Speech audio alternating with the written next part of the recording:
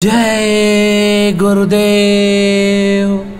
एक बार स्वामी जी महाराज ने सत्संग सुनाते हुए कहा, संगत बहुत बढ़ गई है और आगे बहुत बढ़ेगी। तुम सब लोग बहुत होशियारी से अपने लक्ष्य पर डटे रहो। सत्संग एक ऐसा बाजार है जहाँ हर तरह का सामान मिलता है। अब तुम खुद सोचो कि तुम किस वस्तु के ग्राहक हो। सत्संग का दरबार सबके लिए खुला है। तुम अपने को देखो और मुझको देखो। इधर उधर देखोगे तो बहक जाओगे। इस वक्त काल और माया की धारें बहुत तेजी से काम कर रही हैं। दयाल की धार भी बहुत तेजी से अपना काम कर रही है। तुम्हारी बुद्धिमानी इसी में है कि तुम दयाल की धारें ग्रहण करो।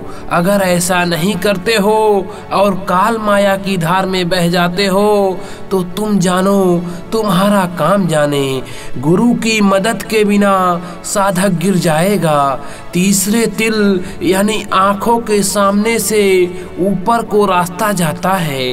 अंदर में दोनों आंखों के पीछे जीवात्मा बैठी है।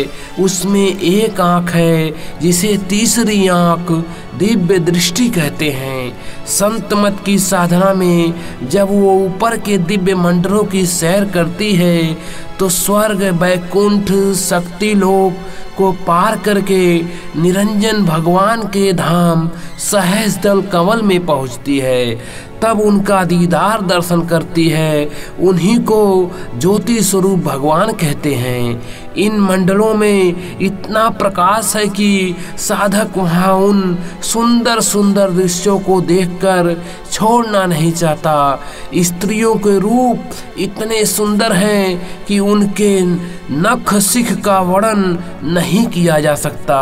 बहुत लुभाने वाली रचनाएं हैं। बगैर गुरु के साधक एक कदम भी आगे नहीं बढ़ सकता और वहीं फंस जाएगा।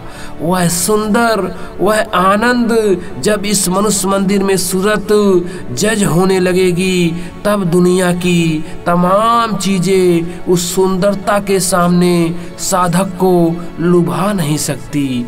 महापुरुषों का काम जीव रक्षा का है।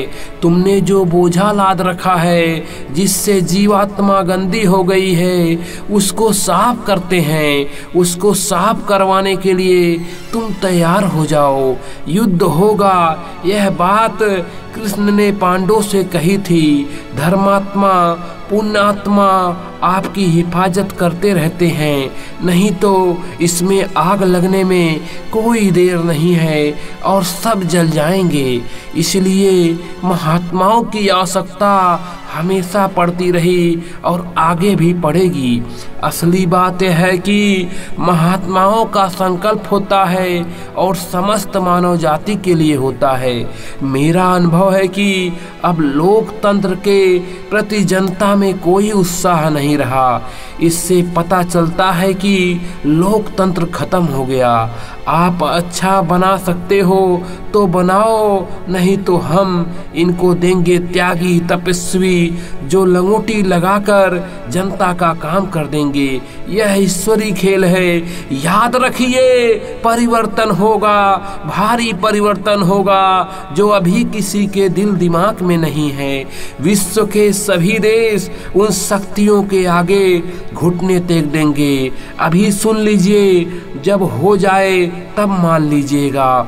मैं 3.5 हाथ का आदमी हूँ और तुम्हें केवल प्रेम का संदेश देता हूँ। तुम्हारी आत्मा को परमात्मा तक पहुँचाने का संदेश देता हूँ। आज तुम आजाद हो गए। प्रेम कहीं देखने को नहीं मिलता। राजनीतिक पार्टियों ने लड़ा दिया, तुमको उबाल दिया, प्रेम को सुखा दिया। तुम इसको खराब कर दो, उसको खराब कर दो। रास्ते में जाता है मार दो, ट्रेन में जाता है मार दो, दरवाजे पर सोता है मार दो, खत्म कर दो। आज तुम्हारा राज्य है, जो चाहे सो कर लो। एक दिन प्रेम का भी अवतार होगा और लोग नाचेंगे जैसे कीड़े दीपक पर नाचते हैं। स्त्री पति पर कुर्बान होगी, मित्र मित्र पर कुर्बान होगा, भाई भाई पर कुर्बान होगा, इंसान इंसान में प्रेम होगा। प्रेम का यह रूप है। राम कृष्ण कबीर गोस्वामी पलटू जो भी आए उन्होंने इस प्रेम को बांटा। जब जब ये शक्तियाँ आई तो अशांति दूर हो गई, झगड़े दूर हो गए। एक पिता अपने बच्चे को बच्चा समझता है, भाई बहन को बहन समझता है। लेकिन अफसोस कि आज क्या जमाना आ गया, वो बुद्धि खो गई, प्रेम खो गया। जरा सोचो और समझो 25 वर्षों में क्या विशेषताएं आ गई।